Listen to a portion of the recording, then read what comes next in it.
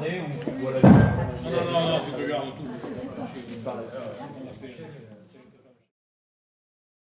L'exemple du tourisme est frappant quand je vous disais de mettre tous les acteurs autour de la table. Je sais qu'il y a des efforts qui se font ici ou là, mais il n'y a aucune perspective générale dans ce département.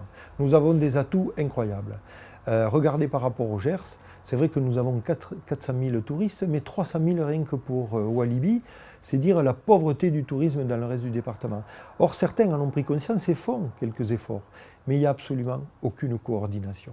C'est chacun qui travaille dans son coin. Nous avons dans le Néraquais un site exceptionnel, château de Nérac, les paysages de l'Albret sont vraiment très beaux. Et la Genée a aussi des valeurs à mettre en avant.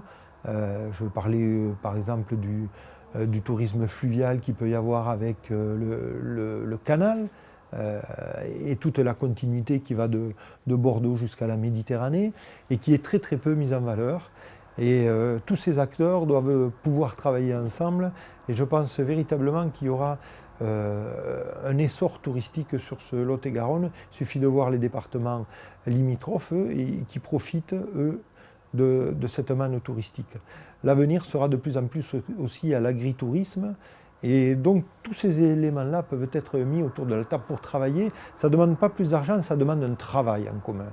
Et là, le rôle du député, par sa légitimité, d'autant plus s'il fait partie de la majorité, bien sûr, sera d'autant plus forte et il se fera d'autant plus entendre.